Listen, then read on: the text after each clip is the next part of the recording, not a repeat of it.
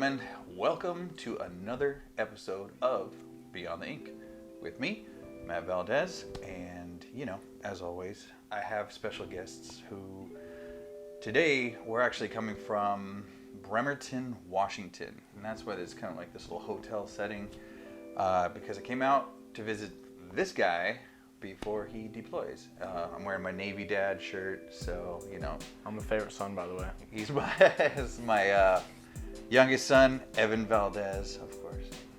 Last name Valdez, whatever. He spells it different. I don't. No, the military spells it different. The military. They spell it with an S. With an S? Yeah. That's funny. That's stupid. He's Valdez. Pretty much. So, without further ado, today we're going to be working on more of his sleeve. Like I said, he's deploying on the 9th, or actually no, he's just doing some traveling, but then he'll be heading out and it's going to be interesting. So, we started this piece before you left Arizona, and I told you I'd come back out here, work on it some more. So here we are. And without further ado, you know how I do this. Welcome to Beyond the Ink. Absolutely. So how's your life story? You were there for 18 years of it, so. I was. Actually, no. I turned 18. Actually, you did. You turned 18 in boot camp, which everybody thought that was kind of a dick move for me because they're like, how could you send him to boot camp? He's your youngest. He's your baby. And I said, he wants to be in the military. Like, that's his thing, Like, how long you've wanted to be in the military for? Yeah. For pretty much your whole life? Yeah, pretty much. I want to be a Marine, but you guys won't sign off on that, so. That's true. We didn't want to sign off on that. Power of the parent. Yeah, good times. So why did you decide the Navy after?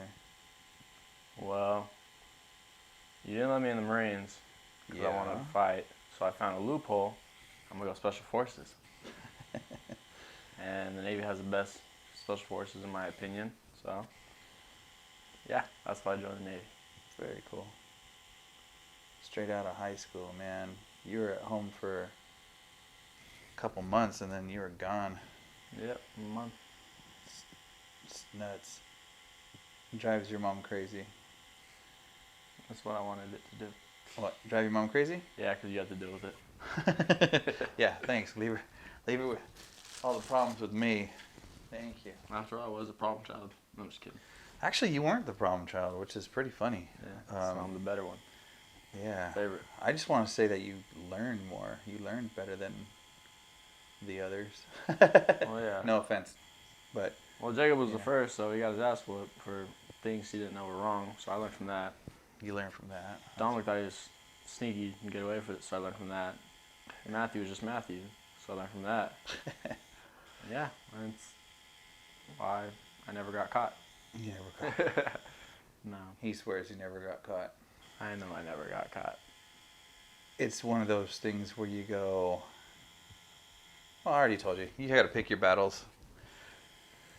I've had, me, my temper, and historically, of course. I'm much better now. But it's still there. I mean, like we talked the other night. We get here, he picks me up from the airport, him and his buddy, and check into the hotel. I go, what do we do? Just went to go get some food, went to McDonald's in the middle of the night, and on our way back, this fucking crackhead is sitting there just geeked out of his mind, and he's like doing roundhouse kicks, and he's doing all this crazy shit and dancing, and just, I mean, this dude was just, he was tripping balls. On a mean one, to say the least. And then he comes up to you, or he not comes up to you, we just sit there for a minute, let him walk past, but he just decides to stand there for a minute. Mind you, his friend's driving. He's in the passenger side. It's a sports car. It's a Mustang. I'm sitting in the back seat, you know, and so dude doesn't see me at all. Looks at my son, tells him, "Fuck you." Like he was just, what was he saying? It was like, fuck you, bitch, over and over again. And I just smiled and laughed.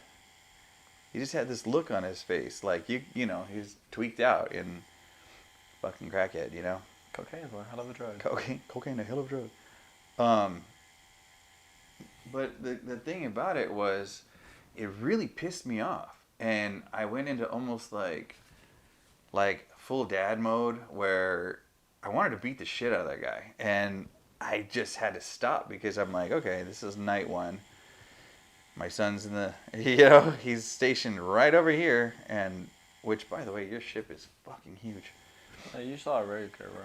You didn't see the super carrier. It's a super carrier. That's what they call it. It's the biggest one. Yeah. So, biggest, oldest, weirdest smelling one. Weirdest smelling. The funny thing though, when I got out of the car, I looked at the guy like, "Hey, dude, you got about 2 seconds before I kick the shit out of you," and he left. So, moral of the story: don't be a fucking crackhead. Speaking of your ship, it's a big fucking ship. It is. You said the oldest? Yep. That's funny. That's cool, man. I saw it when we were driving up. It was almost like this humongous shadow. No, you saw one that was decommissioned. Oh, that's decommissioned. Yeah, that wasn't even your ship. No. Oh, wow. That was the older carrier, but they still keep it kept up, like maintenance, just in case they're asked to go out again. That thing was humongous. Yep. And ours is twice the size of that. Jesus. I wanted to see it, but obviously I won't get an opportunity to do that because it's Saturday and I fly out tomorrow. So what do you like about living on the ship?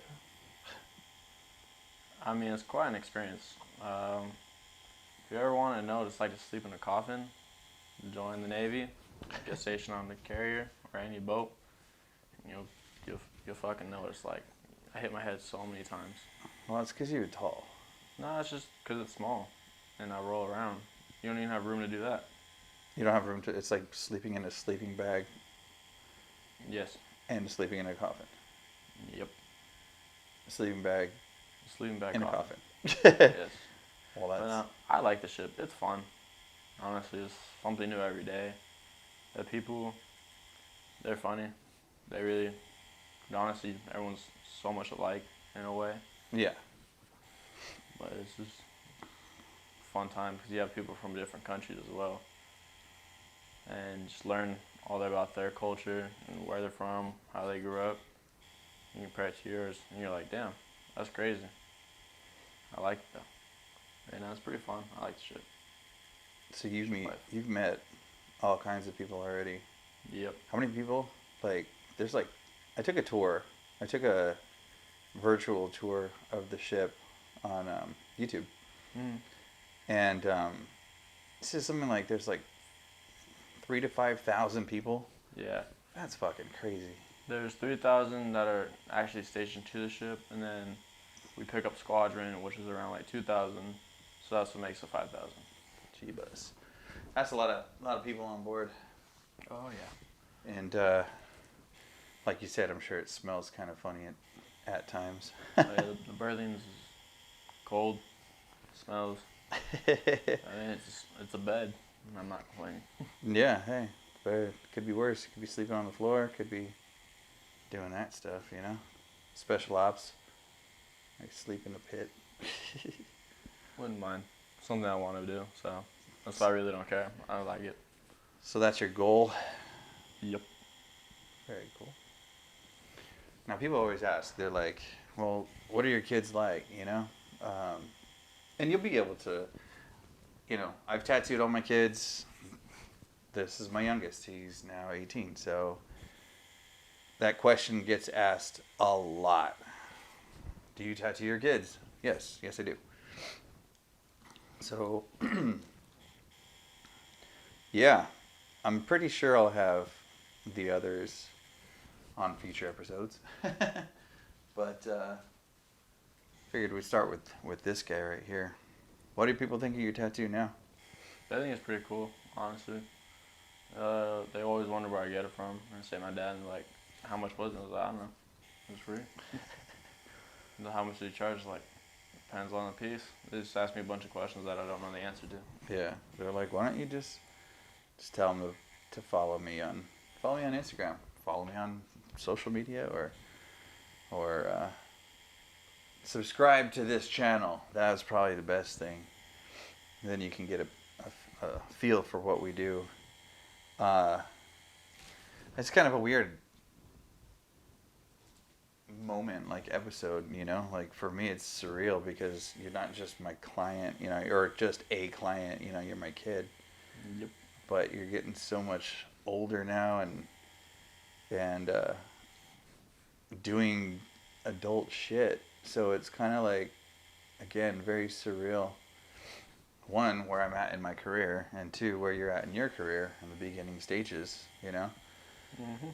So I look forward to seeing this in the future, like after your first deployment, or, you know, where you are after you're out of the military, and, you know, stuff like that. I think it's a good, not starting point, but just a good gauge as far as what does military life really do to you. Yep. Mm-hmm. I mean, it makes you grow up faster. I'll tell you that much. This is true. Because when you're, I mean, respectfully, of course, you're not the same kid that left, you know? Yeah. But it wasn't so long ago, and that's what trips me out, you know? Hearing you talk to your friends, and, you know, hearing you talk about your job and what's going on, and, you know, there's a truth to the saying, cuss like a sailor. Because... Yeah. This guy cusses a lot. But, I mean... That's all you hear on the ship. Just like it all starts in boot camp. Mm-hmm. Fucking do this guy, do that guy. What the fuck are you doing? It's like every sentence is the word fuck. Yeah. So, kind of, they beat that into your head just like they beat everything else. Right. And on the ship, it's always, get the fucking wrench. Put that fucking there. I mean, I see it just as a word now. It's not even a cuss word. It's just one of those things, you know? Yeah. So, on the ship, you're not the youngest. I am the youngest. You are the youngest. Yep. Oh, wow. How's that? Everyone thinks I'm like 20. I don't even think I'm 18. Well, you're raised different. You're raised to be respectful. You're raised to, you know, like I always said, I'm raising men. I'm not raising little disrespectful assholes that are just going to perpetuate the cycle of disrespectful assholes. So, yeah, I would say it's a good thing to know. Yeah, well, you got no more kids to raise. I'm the last one. This is true. I have no more little ones, man. Just you. That was it. Done. And I don't mind it. I mean, I knew I always wanted to be a young father. I knew that's what the plan was. You know, scared shitless to do it, and did I know what to do? Fuck no. But I tried my best. I'm sure living with me wasn't the easiest at times. But hey, you survived. Don't worry, I'll drop my kids off at the house every time Right. I go somewhere.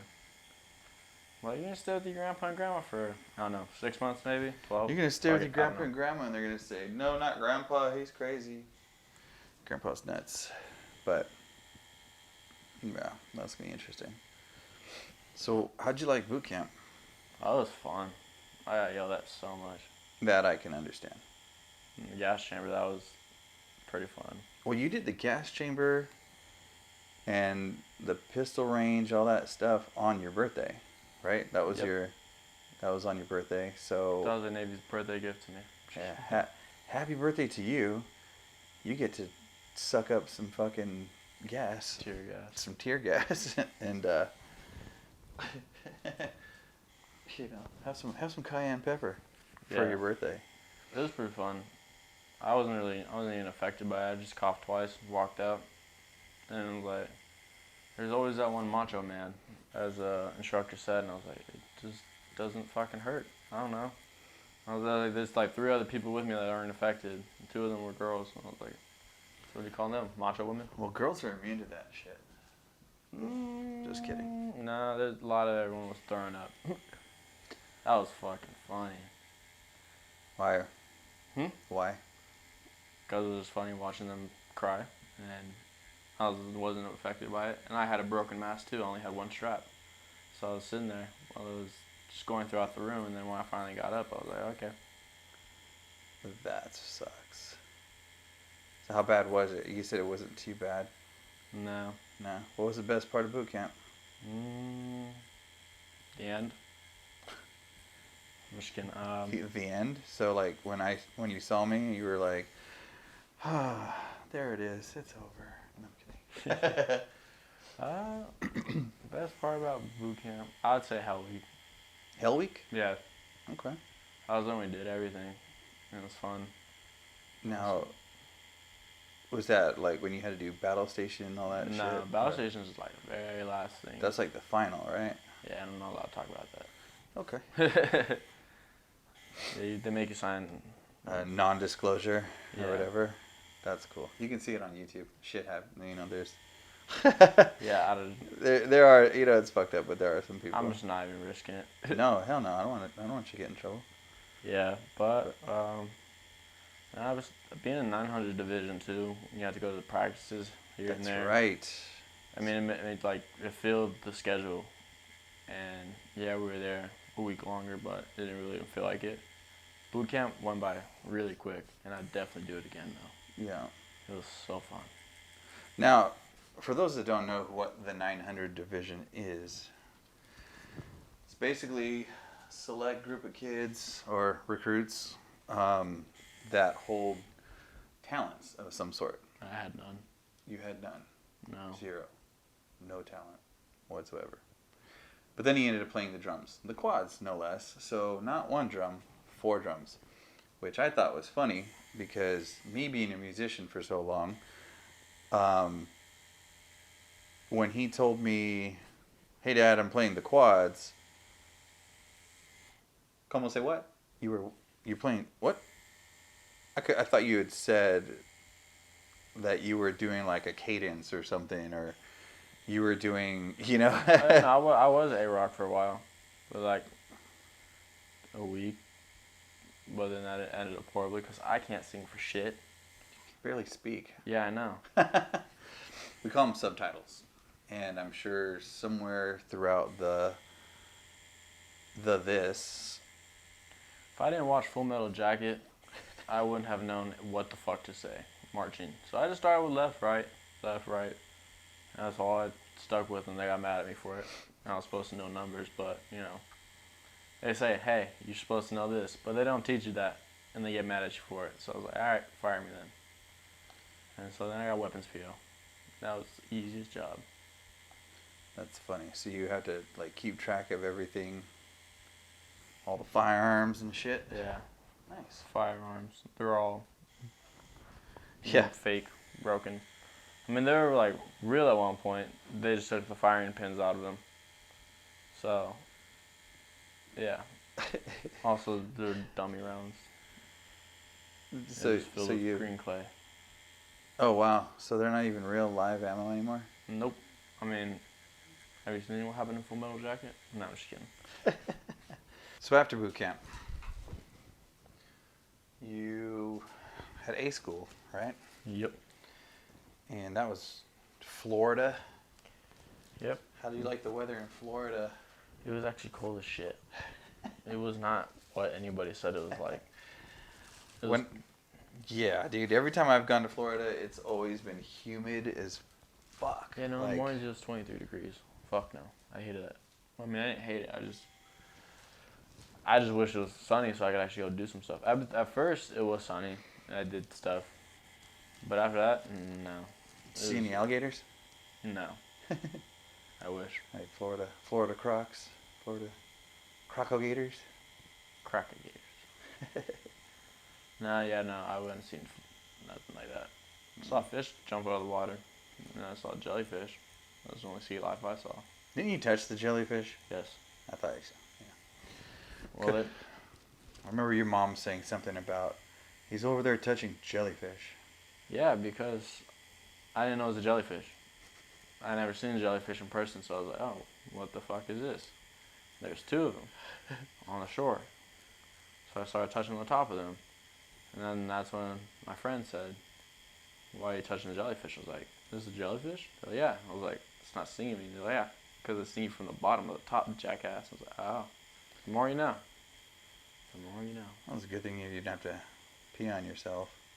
I would have dealt with the pain. But yeah, no, now I can see that they don't sting from the top because I remember Nemo after that point.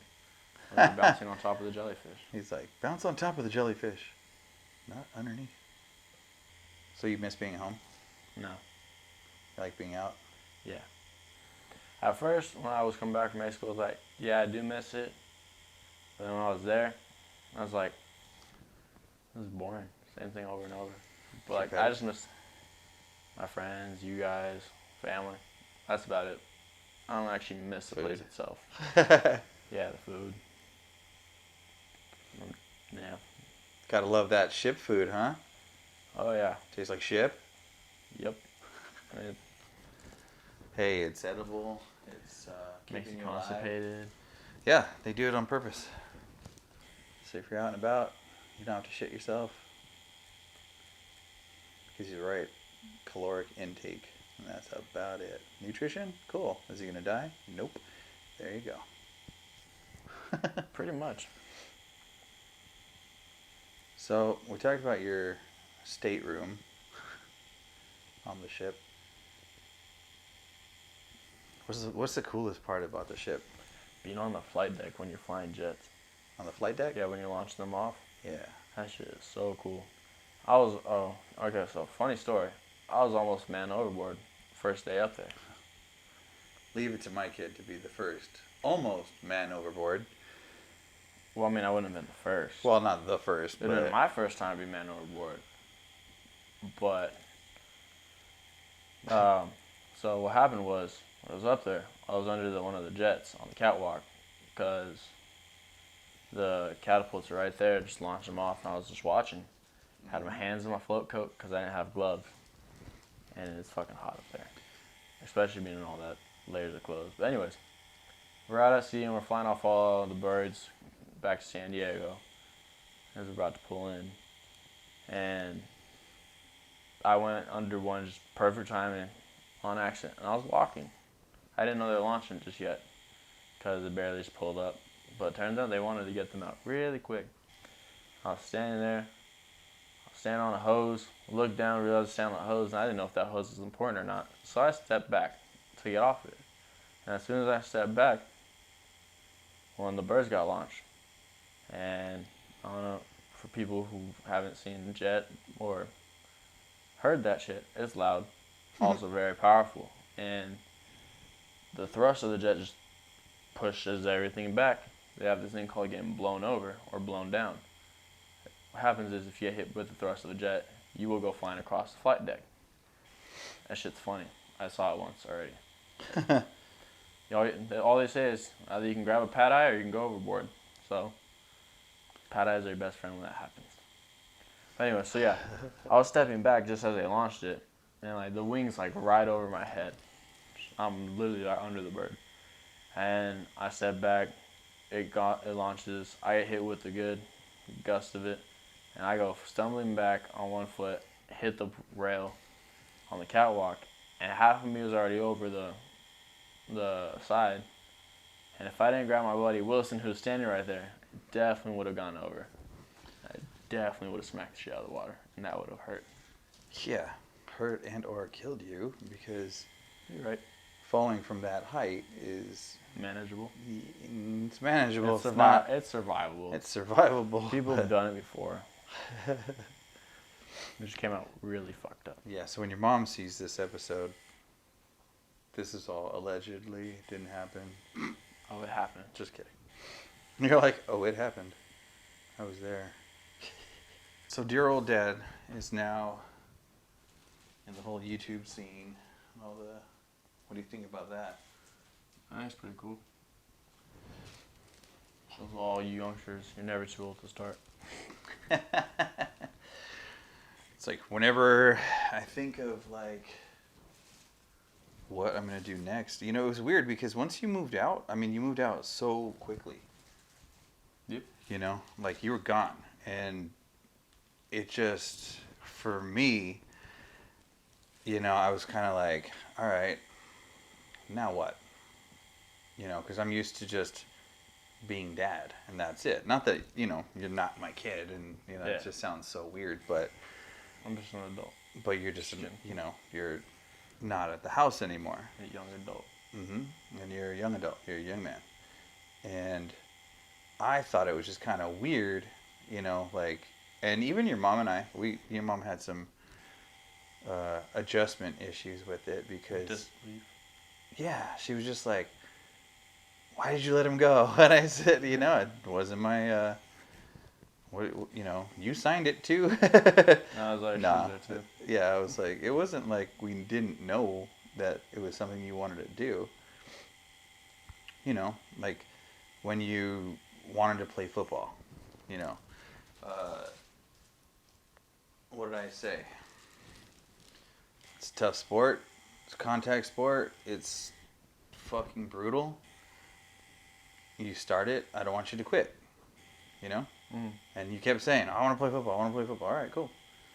And so you did. You played all throughout, you know, junior high, high school, and you finished what you started.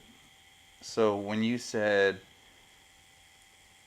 I want to join the Navy, I want to join the military, I already knew it was something that you were going to do. You weren't going to just, you know, you were just going to do it.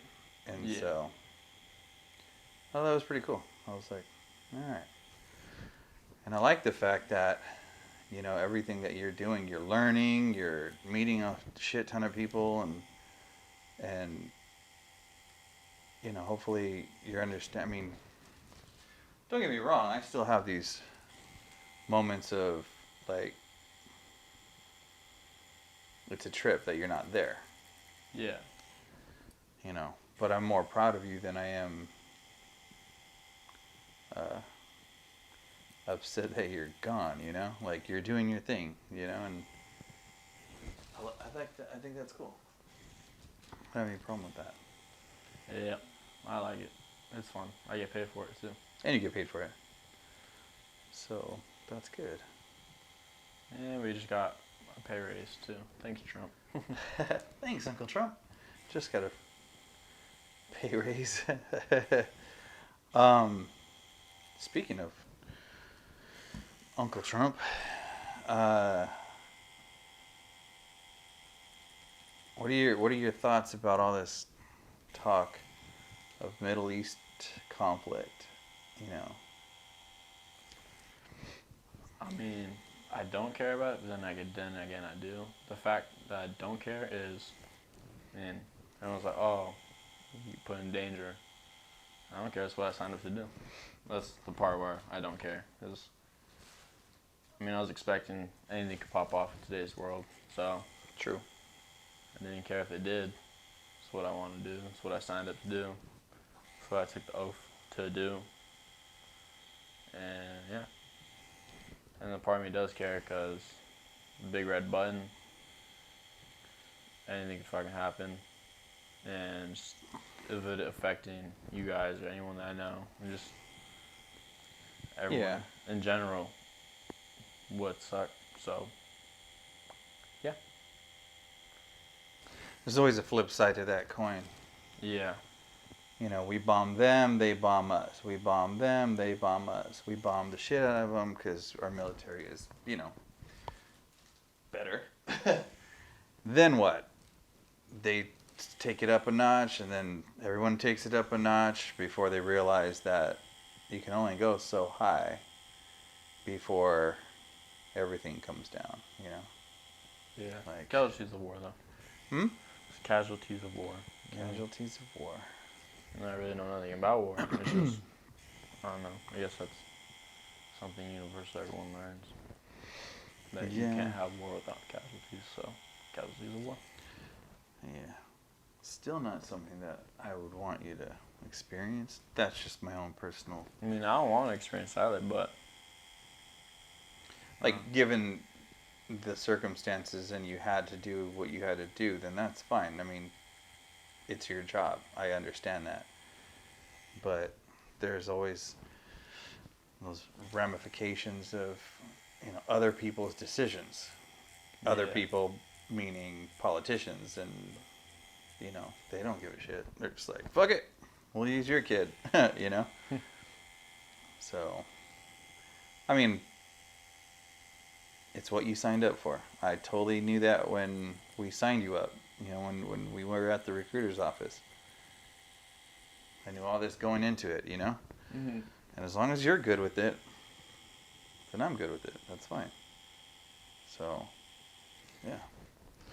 Well, are you really good with it? I'm just kidding. You're never really good with it. You're never really like, hey, take my kid. Mom was. I was kidding. Yeah, Mom was not. She was very...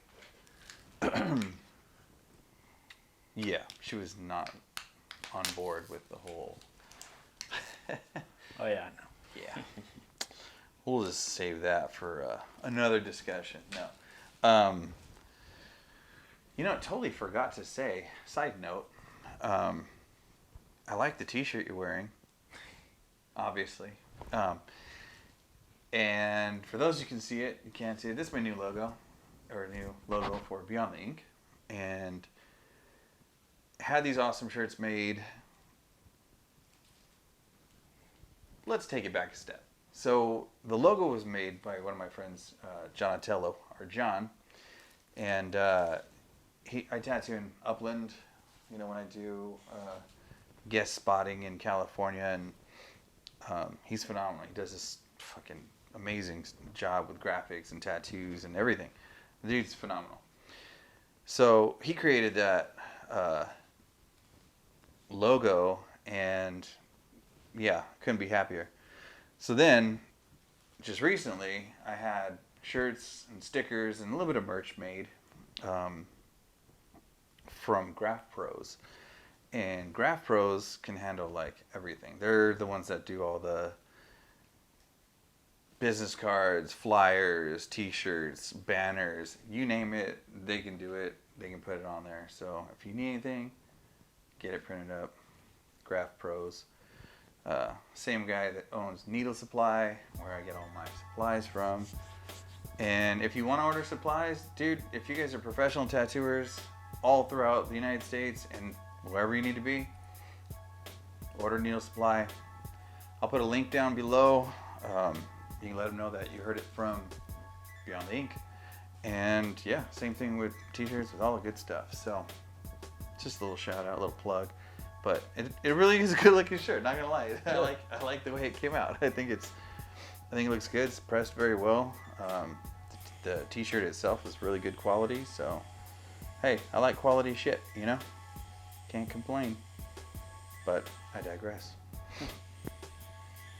So, why this piece, man? Why was this the tattoo that you wanted?